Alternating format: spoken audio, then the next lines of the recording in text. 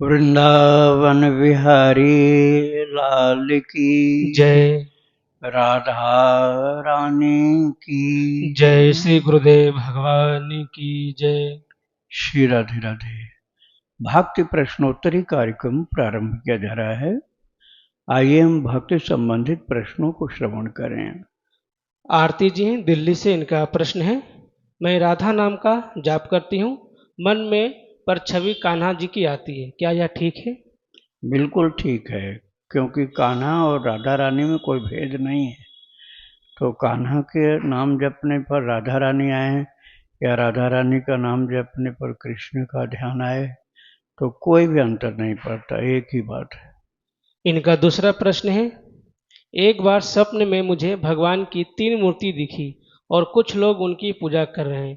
मैं भी वहाँ पर हूँ, लेकिन मुझे यह नहीं दिखा कि वो भगवान की मूर्ति कौन से 3 भगवान की है। इसका क्या मतलब है? 3 भगवान का मतलब ब्रह्मा विष्णु महेश। तो ये तीनों ही महान पूज्य हैं, एक ही परमात्मा के अलग अलग रूप हैं। तो ये पूजा कोई गलत नहीं है, शास्त्र सम्मत ही है।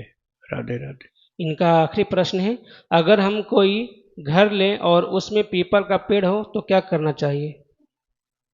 अरे भाई, फ्री में आपको गार्डन मिल गया, आप गार्डन बनाओगे अपने घर में तो बहुत पैसा खर्चा होगा, और बिना बनाए गार्डन आपको तैयार मिल रही तो परेशानी क्या।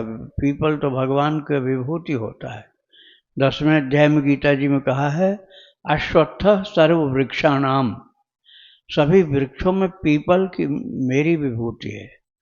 तो ये तो स्वयं जैसे मंदिर आपको प्राप्त हो गया बना बनाया, इसलिए आपको प्रसन्नता होनी चाहिए।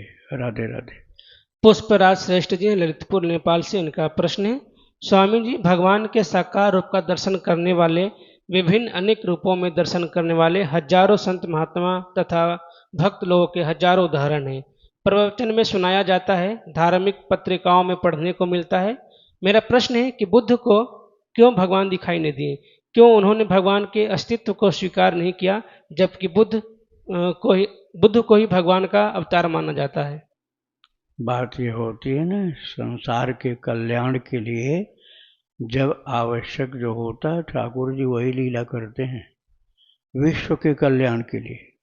वो समय ऐसा था कि वेद को, जो कि वेद सही है, गलत नहीं वेद, लेकिन वेद को मान करके कुछ लोगों ने उसमें भ्रांतियां उत्पन्न कर दी थी कि पशु बलि वाला यज्ञ करो, पशु बलि। तो उसमें सब जीव जंतु बलि किए जाते थे, बकरा, सूअर, मनुष्य तक की बलि चढ़ा देते थे। मनुष्य को भी कोई मिल जाए, अनाथ अनजान, कोई उसकी जान पहचान न हो, उसी को बलि चढ़ा देते थे काली के सामने। और इस तरह से धर्म के नाम पर अधर्म हो रहा था। अहिंसा परमो धर्म, अहिंसा तो परम धर्म है, और हिंसा का कार्य चल रहा था। और नाम क्या लिया जा रहा था? वेद। वेद में आदेश है, इसलिए हिंसा ये है, धर्म है, ऐसा कहते थे। तो अब उसको, वेद को मानने वालों के माध्यम से ही अधर्म हो रहा था, क्योंकि हिंसा की जा रही थी। और हिंसा के नाम पर, वेद के नाम पर मांस भक्षण होता था, तो हर प्रकार से अनुचित था। इसलिए भगवान को यह अवतार लेना पड़ा, बुद्ध भगवान को। उन्होंने कह दिया, हम वेद को ही नहीं मानते, ना हम वेद को मानते हैं, ना भगवान को मानते हैं, ना हम यज्ञ को मानते हैं। हम एक चीज मानते हैं, अहिंसा परमो धर्म, अहिंसा ही सबसे बड़ा धर्म है। और अहिंसा आप स्वीकार करोगे तो आपका पुनरागमन नहीं होगा, आपको मोक्ष मिल जाएगा। तो भगवान ने बुद्ध रूप धारण करके इसलिए किया कि जीव मारे जा रहे थे धर्म के नाम पर, अत्याचार हो रहा था। इसलिए उन्होंने कह दिया, हम वेद और भगवान को नहीं मानते हैं, इसलिए जिससे उनके नाम पर जो पशु बलि हो रही थी वो बंद हो जाए। अब आप देखिए, जब आवश्यकता थी तो प्रभु ने किया है। उसके बाद जब ये रुक गया, पशुओं की बलि वाला यज्ञ रुक गया, तो भगवान ने शंकराचार्य को भेज दिया। और शंकराचार्य जी ने कहा, बुद्ध जो कह गए थे वो ठीक नहीं था, अब यज्ञ फिर से चालू कर दो। तो फिर से यज्ञ चालू हो गया, लेकिन उसमें हिंसा बंद हो गई। पशु बलि की जगह नारियल चढ़ाया जाने लगा। जहाँ बकरा, सुअर, मनुष्य तक को मार डालते थे यज्ञ के नाम पर, वहाँ नारियल चढ़ाने की रिवाज कर दी गई। केवल नारियल चढ़ाया जाएगा और कोई जीव जंतु नहीं मारा जाएगा। इस प्रकार से हिंसा को रोका बुद्ध ने, हिंसा को रोका बुद्ध ने। और जो वेद को प्रामाणिक नहीं माना जाने लगा था, उस चीज का सुधार कर दिया शंकराचार्य जी ने। तो ईश्वरीय विभूतियां धर्म की रक्षा के लिए होती हैं। यथार्थ धर्म का उन्हीं को ज्ञान होता है। धर्म के नाम पर अत्याचार होगा, जीव जंतु पशु मारे जाएंगे, यहाँ तक कि कोई अनाथ गरीब मिल जाए उसको भी काट करके चढ़ा दो देवी के ऊपर। आप लोगों को भागवत में कथा मिलेगी जड़ भरत जी के प्रसंग में। जड़ भरत जी को काली के सामने ले गए थे उनको, उनकी हत्या करने के लिए, बलि चढ़ाने के लिए। अब बताओ ये धर्म कहाँ सिद्ध हो जाएगा कि जहाँ पर मनुष्य तक को बलि चढ़ा रहे हैं। इसलिए उसका सुधार करने के लिए बुद्ध भगवान का अवतार हुआ था। और फिर जब सुधार उसका बौद्ध धर्म का सुधार करना हुआ, तब शंकराचार्य जी का अवतार हुआ। तो ये ठाकुर जी को पता होता है किस समय किस अवतार की आवश्यकता है, सब किसी को नहीं मालूम होता। श्री राधे राधे। बेंगलुरु से गुरुजी का प्रश्न है, गुरुदेव श्री कृष्ण सबके हैं अर्थात मेरे भी हुए, यह बात बुद्धि में समझ में आ जाती है, परंतु हृदय में यह भाव नहीं उतरता। कितना भी स्वयं को समझा लूं पर वह अपनत्व भीतर से जाग नहीं पाता। मैं कृष्ण को अपना प्रियतम और पति मानती हूँ, मेरा गोपी भाव है, लेकिन जब भी श्री कृष्ण के बारे में सोचती हूँ तो वे बस सबके प्रभु, सबके प्रिय के रूप में ही सामने आते हैं। यह अनुभव नहीं हो पाता कि वे मेरे हैं, मेरे अपने श्याम सुंदर हैं, मेरे ठाकुर जी हैं। जब तक यह अपनत्व नहीं आता तब तक वैसा प्रेम भी नहीं हो पा रहा है जैसा करना चाहिए, न ही सच्ची शरणागति बन पा रही है। गुरुदेव कृपा करके कृपा मार्गदर्शन करें कि अपनत्व का भाव कैसे जागे, कृष्ण से अपनापन कैसे हो। श्री राधे राधे। ज्ञान अभी अनुभव में नहीं आया, वो तभी आएगा अनुभव में जब आप भक्तों का चरित्र श्रवण करेंगे। महान ज्ञानी भक्तों का चरित्र सुनिए आप। कार्तिकेय जी महाराज का चरित्र 63 भाग में सुनाया जा चुका है। उड़िया बाबा का चरित्र 53 भाग में सुनाया जा चुका है। हरि बाबा का 34 भाग में सुनाया जा चुका है। ये ज्ञानी भक्त थे, ये लोग ज्ञानी भी थे सच्चे, पूर्ण ब्रह्म ज्ञानी और पूर्ण भक्त भी थे। तो आपको यदि ज्ञान सहित भक्ति चाहिए तो इनका चरित्र सुनिए। सरल सीधी भक्ति चाहिए, गणेश कुमारी माता का चरित्र सुन लो।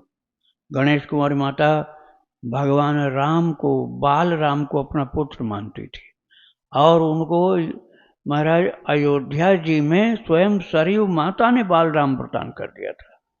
पूरा चरित्र, ओरछा नरेश की पत्नी थी वो, पूरा चरित्र सुनाया जा चुका है। गणेश कुमारी माता की चरितावली भक्ति आश्रम आप डालेंगे तुरंत मिलेगा। श्री राधे राधे। इनका दूसरा प्रश्न है, गुरुदेव गोपी भाव और कांत भाव को कैसे पुष्ट करूं?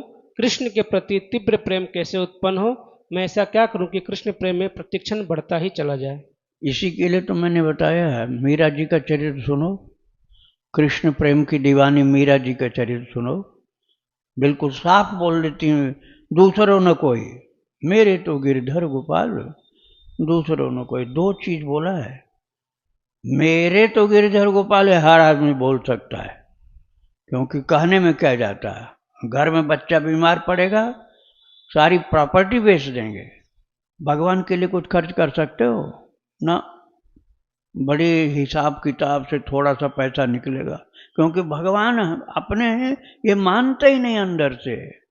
और मीरा जी मेरे तो गिरधर गोपाल, इस बात तो आप सब जानते हैं, लेकिन दूसरों न कोई, ये बात हर कोई नहीं कर सकता है।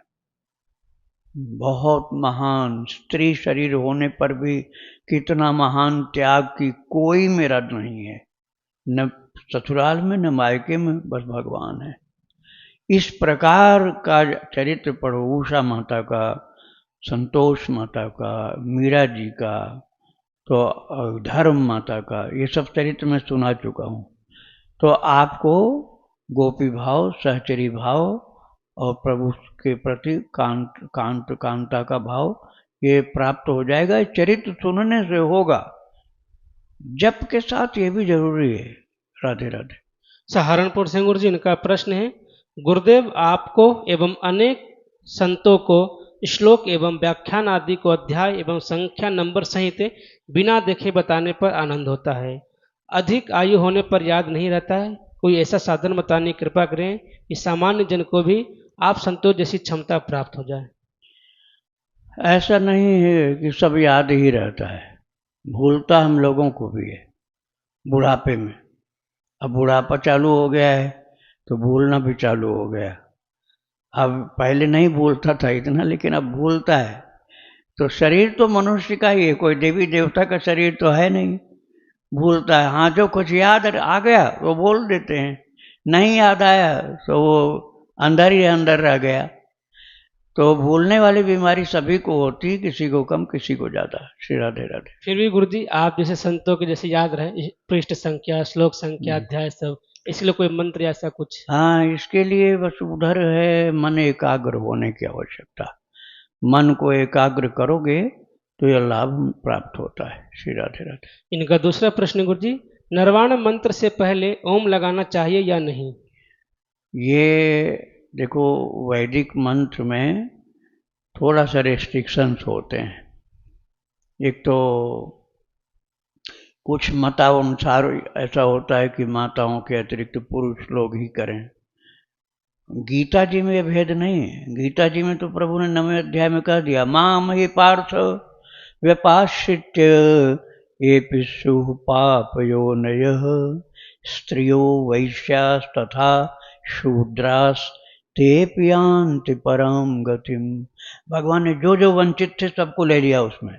स्त्रिय पहले बोला, कोई भी स्त्री, किसी भी जात की, किसी वर्ण की, किसी कुल की, किसी गोत्र की, स्त्रियों, स्त्रियों भगवान ने बोल दिया, बहुवचन, सब स्त्रियां।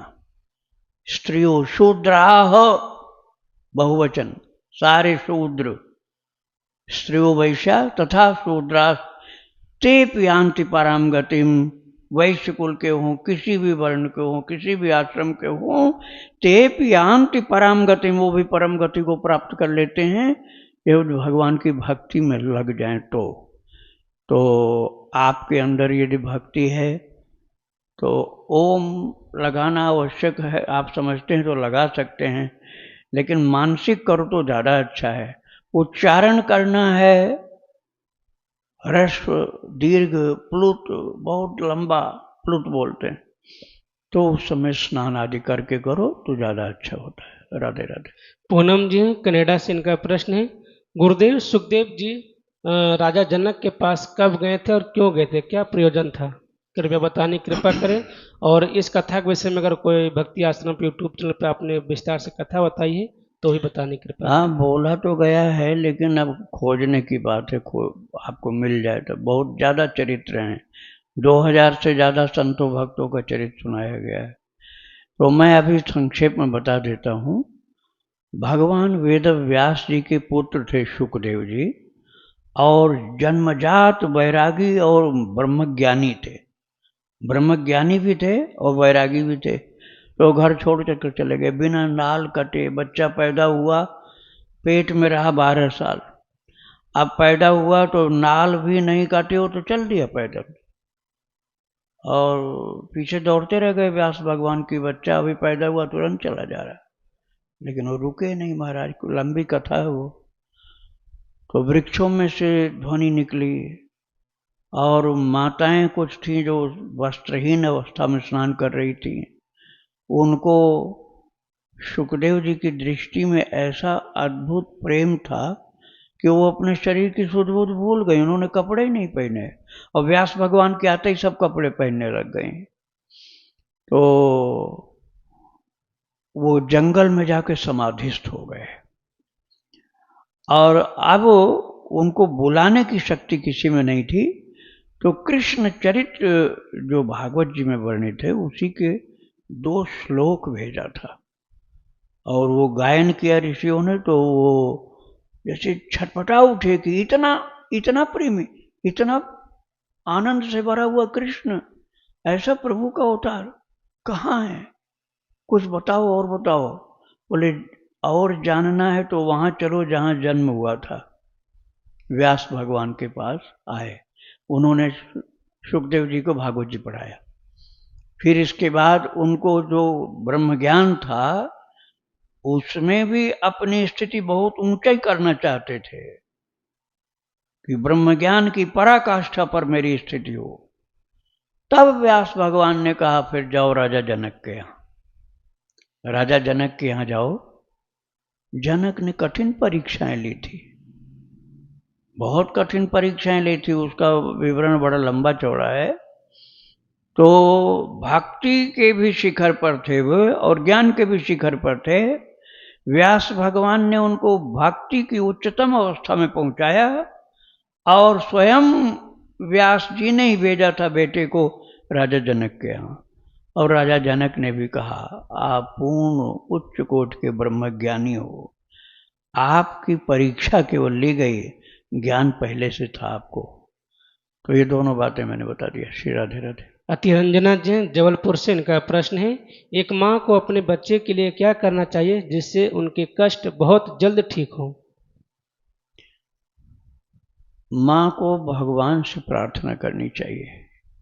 यदि उसके अंदर भक्ति है तो अपने लिए तो कष्ट, अपने लिए तो सहन करना चाहिए। अपने खुद के ऊपर जब तकलीफ आ जाए तो भगवान की भक्ति यदि है तो स्वीकार करना चाहिए कि हमारे प्रभु की जो इच्छा है वही हमारे लिए अच्छा है। लेकिन बच्चे का कष्ट माँ को नहीं सहन होता है तो अपने प्रभु से निवेदन करके भगवान की भक्ति में लगे रहना चाहिए और ये समझना चाहिए कि इसका कुछ प्रारब्ध होगा ऐसा, और प्रभु संभालने वाले हैं। भगवान के ऊपर विश्वास करके प्रभु से निवेदन करके दवाई याद कराना है तो कराओ, लेकिन प्रभु पर अपने विश्वास करो। तो माता की प्रार्थना में बड़ी शक्ति होती है, भगवान संभालते हैं बच्चे को। श्री राधे राधे। हितेशी जी फरीदाबाद से इनका प्रश्न है, सिर्फ राम लेखन ही किया जाए और जब बिल्कुल ना हो तो भी उन्नति होगी? राम लेखन की कितनी संख्या रोज होनी चाहिए? राम राम राम राम राम ये लिखोगे ना, अब बात मत करना किसी से, देखते हैं जप होता है कि नहीं। बिल्कुल नहीं जप करोगे तब भी जप होगा। केवल आपको निगेटिव से बचना है। कोई आकर के उल्टी सीधी गंदी बातें चालू कर दिया और आप सुनना चालू कर दिए, तब राम राम लिखने का पूरा फल नहीं मिलेगा। लेकिन आप कह दो भैया हम न सुनेंगे न बोलेंगे, आप यहाँ से जाओ, अभी हम प्रभु का नाम लिख रहे हैं, तो आप कुसंग से बच जाओगे। तो जो विरुद्ध श्रवण है, भक्ति विरुद्ध श्रवण, उससे आप बच गए तो राम नाम अपना प्रताप प्रकट कर देगा और आपका जप भी होने लगेगा, प्रेम भी उमड़ेगा। और यदि आपने भक्त चरित्र श्रवण करना शुरू कर दिया तो इस कार्य में और शीघ्रता हो जाएगी। राधे राधे। इनका दूसरा प्रश्न है, क्या राम लेखन करते हुए हम भजन भी सुन सकते हैं और गुनगुना सकते हैं? भजन के प्रकार बहुत होते हैं ना। अब यदि आपको समझ में नहीं आता है कि कौन सा सुने कौन सा नहीं सुने, तो मैं यही कहूँगा कि जो सिद्ध भक्त हुए हैं, जैसे तुलसीदास जी, मीराबाई जी, कबीरदास जी, सूरदास जी, इन लोगों का भजन आप सुनो जप के समय। अब कुछ भजन लिखने वाले ऐसे भी होते हैं जिनके भजन में गंभीरता नहीं होती है, तो उनका सुनने पर लाभ नहीं होगा। तो सिद्ध महापुरुषों के शब्द जो हैं उसमें शक्ति होती है। मीरा जी के भजन आप सुनो, सूरदास तुलसीदास जी के भजन सुनो, कबीरदास जी के भजन सुनो लेखन के टाइम पर, या भक्त चरितावली सुनो, तो आपका ये 2 काम एक साथ हो जाएगा। राधे राधे। श्वेता जी हैं नोएडा से, इनका प्रश्न है, गृहस्थ जीवन में लड्डू गोपाल की सेवा करती हूँ, अगर कहीं बाहर जाना हो तो अगर वहाँ अरेंजमेंट ना हो तो क्या करें? लड्डू गोपाल के साथ अरेंजमेंट आपको ही रखना पड़ेगा अपना, दूसरों के भरोसे नहीं चलना है।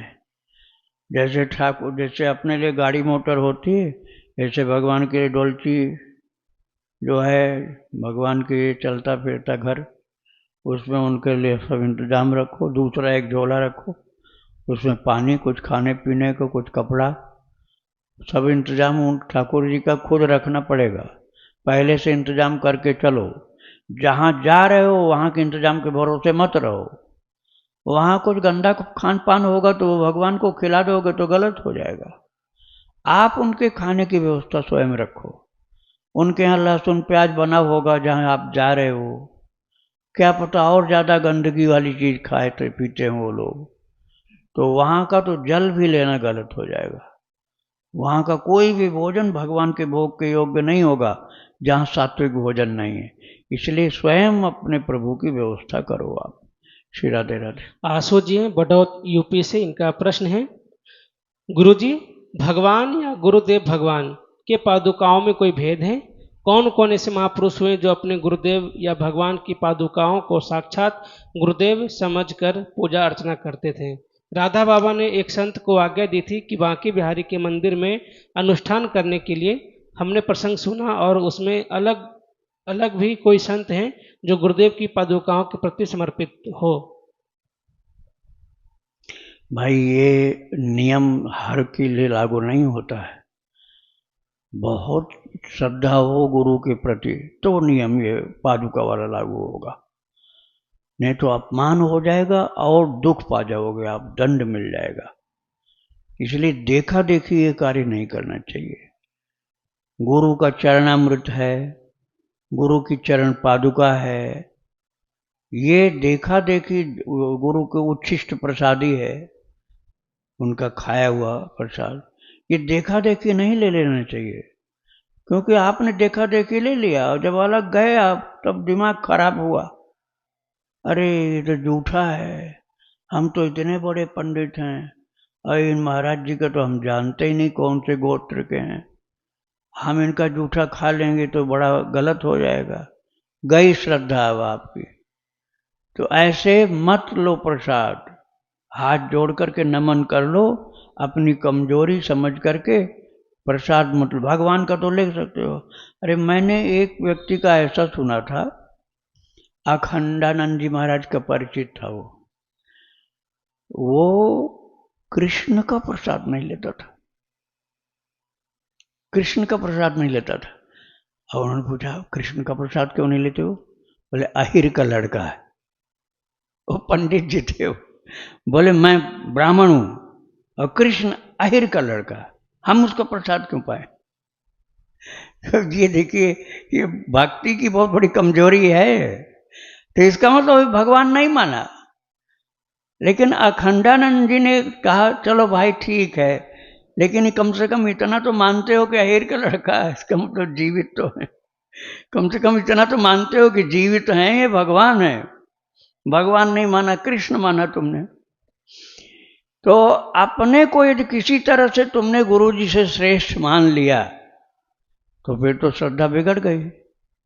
तो फिर पादुका रखने में भी ढोंग हो जाएगा, उच्छिष्ट भोजन में भी ढोंग हो जाएगा, चरणामृत में भी ढोंग हो जाएगा। तो श्रद्धा बहुत ऊंची हो तो आप करिए।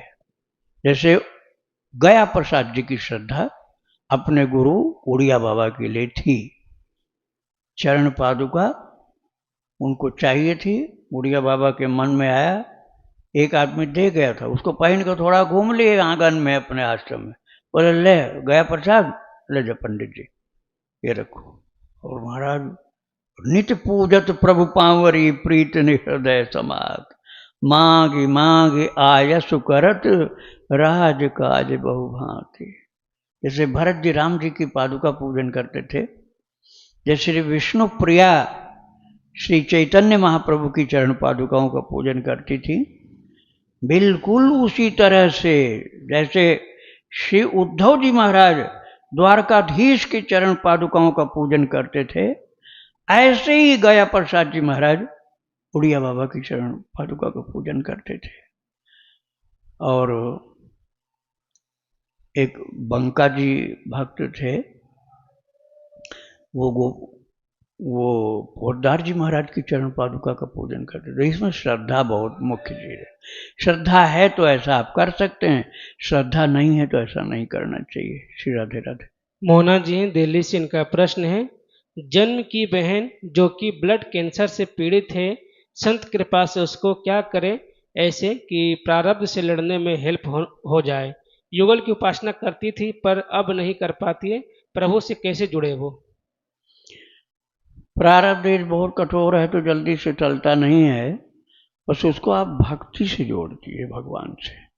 उसके भाव को पहले पूछिए, तो भगवान को अपना क्या रिश्ता मानती है। जैसे भगवान के प्रति वात्सल्य भाव है, पुत्र का भाव है, बड़ा प्यारा रिश्ता है, ये मान ले वो, और इसमें बड़ा ही सुख मिलता है। अब किसी का सेवक सेवे भाव बिनु भवन तरी उर्गारे, सेवक सेवे का भाव है, प्रभु हमारे स्वामी हैं, मैं उनका सेवक हूँ, जैसे हनुमान जी महाराज। तो आप उस रिश्ते के अनुसार भगवान से प्रेम करिए, सखा के रिश्ते से, प्रिया प्रियतम के रिश्ते से, जो रिश्ता, भाई का रिश्ता, छोटा भाई बड़ा भाई, जो रिश्ता आपको प्रिय लगे उस रिश्ते से भगवान से उनको जोड़ दीजिए।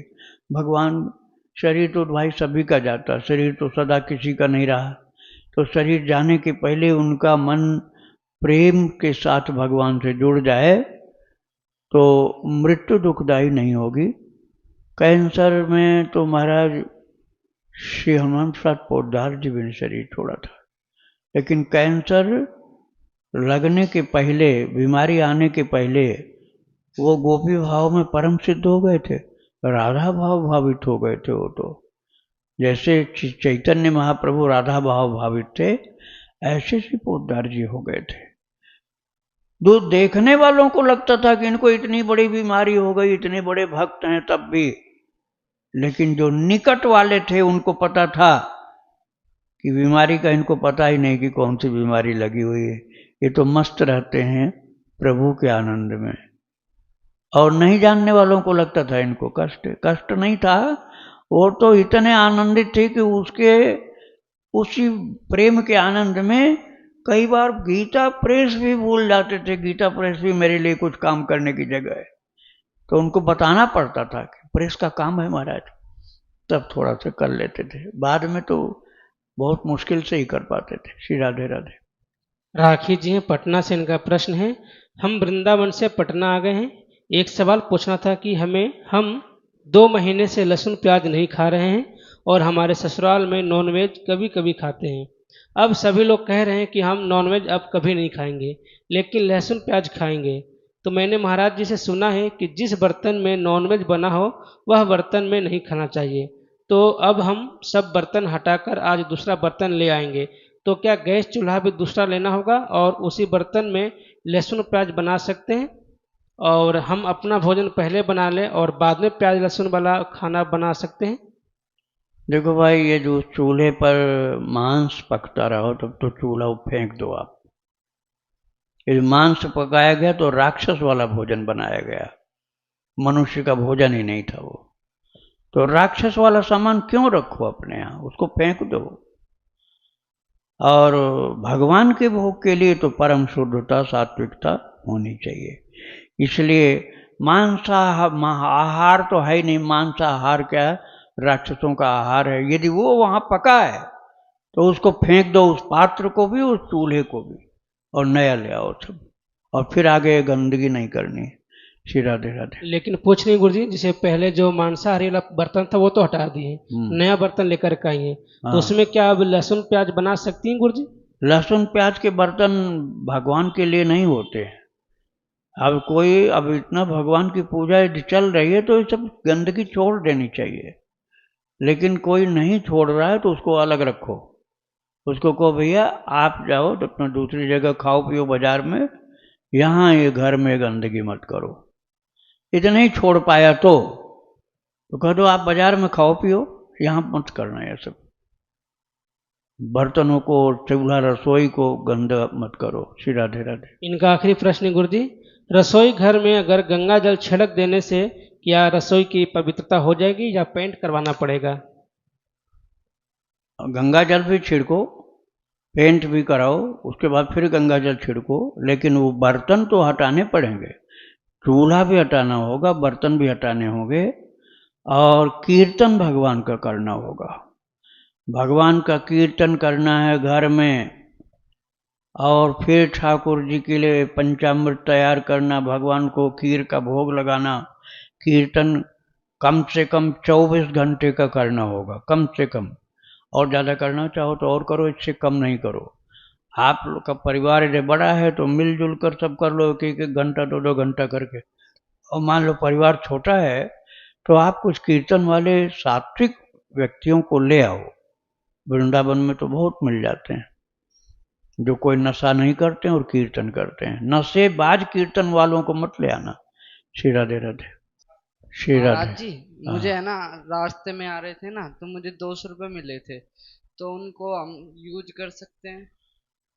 तुमको गिरा हुआ मिला है? हाँ। हाँ हाँ, यूज कर सकते हो। नहीं, जैसे कोई किसी का पैसा हो, शराब का पैसा हो सकता है। नहीं, यानी देखो बात हम बताते हैं। तुम तो विरक्त हो, तुम्हारे पास तो पैसा वैसा है नहीं। तो जो कोई बहुत विरक्त होता है ना, उसके लिए वो क्षम्य होता है, उसमें दोष आपको नहीं लगेगा। हाँ, तुमको कोई नशा पत्ता तो करना नहीं, तो भगवान का भोग लगा दो, उस पैसे का भगवान को भोग लगा दो, और उसके बाद कुछ बांट देना, कुछ तुम भी पा लेना, तो दोष नहीं लगेगा। श्री राधे राधे। महाराज जी, 2 प्रश्न हैं।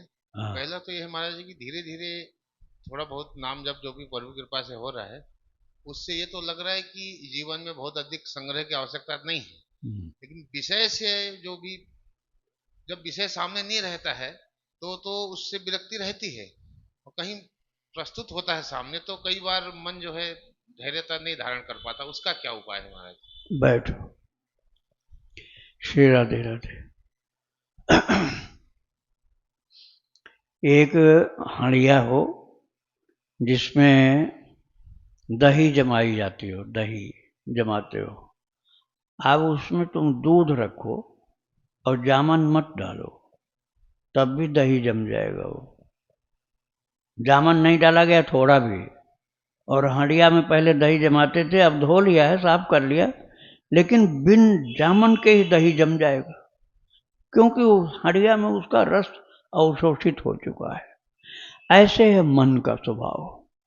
आज शरीर आपका मान लीजिए 40 वर्ष का हो गया, लेकिन मन कितने 40 साल का है? मन क्या, अरबों साल पुराना है मन। यही मन, मैं केवल आपके लिए नहीं कह रहा हूं, सभी के लिए, अपने लिए भी, यही मन जब हम लोग पहले पशु पक्षी थे और निकृष्ट योनियों में थे, तो उन पशुओं के शरीर में यही मन हमारा गया, हम गए थे, मतलब आप जीवात्मा गया था, तो जीवात्मा के साथ वो मन भी जाता है जब तक मुक्ति नहीं होती है। तो सूअर भी बने थे, कुत्ता, गधा, चूहा, बिल्ली, कीड़ा मकोड़ा, भूत प्रेत, सब, इन सब शरीरों में मन वही जा चुका है। तो वहाँ वही काम किया जो इन जीव जंतुओं के द्वारा काम होता है, वही काम करता रहा वो। अब बन गया मनुष्य, तो अपने को बड़ा पाक साफ समझ रहा है। अरे काहे पाक साफ, पिछला तो गंदगी भी साथ में है उसकी, उसका रस जाता नहीं, जैसे मटकी का रस नहीं जाता है, दही बना देता है दूध बिन जामन के ही, ऐसे ही वो आदत जल्दी जाती नहीं है।